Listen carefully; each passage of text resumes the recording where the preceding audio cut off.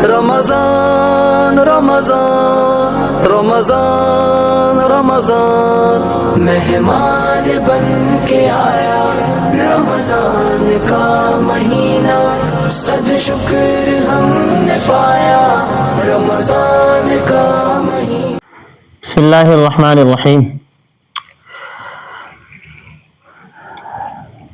آج کا تیسرا روزہ ہے اور تیسرا روزہ رمضان مبارک آپ سب احباب کو مبارک ہو۔ اللہ تعالیٰ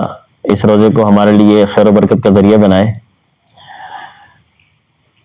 آپ کے سامنے آج کے سبق میں جو بات ذکر کی جائے گی وہ بچے کا دوسرا حق ہے ولادت کے بعد، کہ جب بچے کی پیدائش ہو جاتی ہے تو پیدائش کے بعد سب سے پہلا حق جو کل آپ کے سامنے ذکر کیا گیا تھا وہ یہ ہے کہ بچے کے کان میں اذان کہی جاتی ہے، یہ فوراً کام کرنے والا ہوتا ہے۔ دوسرا حق اس حوالے سے یہ ہے کہ بچے کو گھٹی پلائی جائے، جس کو تحنیک کہتے ہیں، تا ہا نون یا کاف چھوٹی کاف ہے، تحنیک گھٹی دینا۔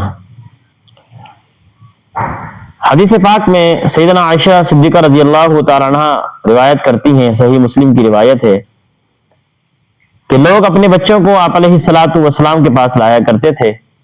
اور آپ علیہ الصلوۃ والسلام ان کے لیے خیر و برکت کی دعا کرتے اور ان کو تحنیک فرمایا کرتے تھے، یعنی گھٹی دیا کرتے تھے۔ اور ایک اور حدیث میں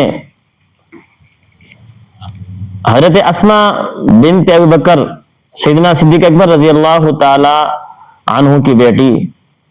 یہ جب ہجرت کر کے مکہ سے مدینہ آئی تو یہ حمل سے تھی، اور عجیب دیکھیں بات یہ ہے، اللہ رب العزت کا نظام دیکھیں، یہودیوں نے مدینہ میں یہ مشہور کر دیا تھا کہ ہم نے مسلمانوں پر جادو کر دیا ہے، اس لیے ان کے گھروں میں نرینہ اولاد نہیں پیدا ہوگی، یہ مشہور ہو گیا تھا۔ تو ایک جگہ شیطانی طاقت ہے اور ایک جگہ رحمانی طاقت ہے، اللہ کی طاقت سے کون مقابلہ کر سکتا ہے؟ اللہ رب العزت نے مسلمانوں کے گھروں میں اگلے سال ہی سیدنا عبداللہ بن زبیر، حضرت زبیر بن عوام رضی اللہ تعالی عنہ، حضرت اسماء بنت ابی بکر صدیق رضی اللہ تعالی عنہ کے گھر میں لڑکے کی ولادت، بچے کی پیدائش ہوئی، جس پر یہودیوں کا پروپیگنڈا بھی ناکام ہوا اور مسلمانوں کی عزت بھی ہو گئی۔ خیر، یہ جب ان کی پیدائش ہوئی تو یہ آپ علیہ الصلوۃ والسلام کی خدمت میں حاضر ہوئی اور آپ علیہ الصلوۃ والسلام نے اس کو اپنی گود میں لیا، پھر آپ نے ایک چھوارا منگوایا، اس کو چبایا اور لعاب دہن سے آپ علیہ الصلوۃ والسلام نے اس بچے کو گھٹی دی، اس کے منہ میں اپنا لعاب ڈالا اور اوپر کے تالو میں وہ باقاعدہ جو ہے نا لعاب لگایا گیا، اور پھر آپ علیہ الصلوۃ والسلام نے اس بچے کے لیے خیر و برکت کی دعا کی ہے۔ یہاں پر یہ بات سمجھنے والی ہے کہ آج کل اس کا رواج ایک تو بالکل ختم ہو گیا، گھٹی دینے کا معمول ہی نہیں رہا، اس لیے کہ دیتے ہیں، یہ نہیں کہ نہیں دیتے، لیکن بہت کم ہے، اور اس کی بنیادی وجہ یہ ہے کہ بچے پیدا ہوتے ہیں ہسپتالوں میں، وہاں سے آپریشن ہوا، دائی نے وہ اندر لیڈی ڈاکٹر نہیں ہوتی ہیں، انہوں نے بچہ لیا اور وہ سیدھا آگے پھر اس میں لے جاتی ہیں جو بچوں والا وارڈ ہوتا ہے، ماں کو دیکھنے کا موقع نہیں ملتا، وہ رسا کے پاس بچہ آتا نہیں ہے، ہفتے ایسے گزر جاتا ہے۔ یاد رکھیں، جب بھی موقع ملے، اولاً تو پیدائش کے فوراً بعد بچے کو گھٹی لازمی دینی چاہیے، لیکن اگر کبھی اس طرح کا موقع مل جاتا ہے کہ بچہ نہیں ڈاکٹر کی طرف سے جو ہے نا حوالے کیا جا رہا اور ہفتے گزر گیا، 4 دن گزر گئے، 15 دن گزر گئے، 20 دن گزر گئے، تو جیسے ہی موقع ملے گھٹی لازمی دی جائے، اس لیے کہ سنت ہے آپ علیہ الصلوۃ والسلام۔ ہم مسلمانوں میں ایک بہت بڑا مسئلہ پیش آ گیا ہے کہ جناب نبی کریم صلی اللہ علیہ وسلم کی اداؤں کو سنت کہہ کر ہم نے پس پش ڈال دیا، سنت ہی تو ہے نا،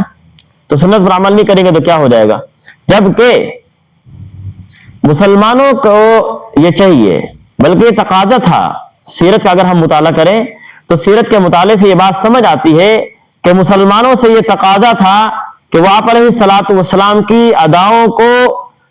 نمایاں طور پر کیا ہے اپنی زندگی میں لے کر آئیں، تاکہ اسلام اور باطل میں، حق اور باطل میں، کفر اسلام میں فرق نظر آئے، اور اس کی بے شمار مثالیں ہیں، اس کا موقع بھی نہیں ہے۔ تو خیر، میں آپ کے سامنے ذکر کر رہا تھا کہ گھٹی یہ بہت ہی بابرکت عمل ہے۔ تو ایک تو اس میں آج کل کا مسئلہ یہ پیش آ گیا کہ اس حوالے سے لوگوں کی توجہ نہیں ہوتی۔ دوسرا مسئلہ یہ پیش آ گیا کہ گھٹی دیتے بھی ہیں تو اس میں اس بات کا خیال نہیں ہوتا کہ ہم کس آدمی کو گھٹی دلوا رہے ہیں۔ گھٹی کے اثرات ہوتے ہیں، گھٹی کا مقصد یہ ہوتا ہے کہ کسی اللہ والے سے، کسی بزرگ شخص سے، کسی نیک آدمی سے گھٹی دلوائی جائے تاکہ اس بچے کے اندر اثرات نئے مرتب ہوں، کہ بچے کے منہ میں جو پہلی غذا جا رہی ہے وہ اتنی بابرکت ہے کہ اس غذا کی وجہ سے بچے کے اندر کہ جتنے بھی کیا ہے بچے کی نشو و نما ہوگی، اور پھر اس کے جو اعضاء بنیں گے، جو اس کی ذہن بنے گا، جو اس کا دل و دماغ کیا ہے پرورش پائے گا، اس کے سارے اثرات پھر اچھے مرتب ہوتے ہیں۔ یہ ایک تحریک کا مقصد ہوتا ہے۔ تو ایک تو اس طرح توجہ نہیں ہے، دوسرا دلائی جاتی ہے، تو پھر یہ نہیں خیال ہوتا تھا ہم کس سے گھٹی دلوا رہے ہیں۔ تو دیکھیں آپ علیہ الصلوۃ والسلام کے پاس لوگ لے کر آیا کرتے تھے، کسی لے کر آیا کرتے تھے خیر و برکت کے لیے۔ حضور پیغمبر ہیں، حضور نبی ہیں، تو آپ کی گھٹی سے برکت آئے گی۔ تو یہ کوشش ہونی چاہیے کہ پیدائش کا تو پتہ ہوتا ہے کہ پیدائش ہونے والی ہے، تو یا تو ہم گھٹی کے لیے کسی اللہ والے شخص کو اور کسی نمازی کو، کسی بزرگ شخص کو ہم بلا لیں، نہیں تو ہم پہلے جو گھٹی کا انتظام کر رکھیں۔ آج کل تو آسان ہے، وہ کھجور کیا ہے چبوا لیتے ہیں اور پھر وہ چھاپر میں رکھ لیتے ہیں، یا شہد میں دم کرواتے ہیں، شہد چٹا لیتے ہیں، لعاب ڈلوا لیتے ہیں تو وہ چٹا دیا جاتا ہے۔ بہرحال جو بھی طریقہ ہو، یہ دوسرا حق ہے بچے کا پیدائش کے بعد جب بچہ پیدا ہو جائے تو خیر و برکت کے لیے اس کو کسی اللہ والے کے پاس لایا جائے اور اسے گھٹی دلوائی جائے، جس کو تحنیک کہتے ہیں۔ اللہ تعالیٰ عمل کی توفیق عطا فرمائے۔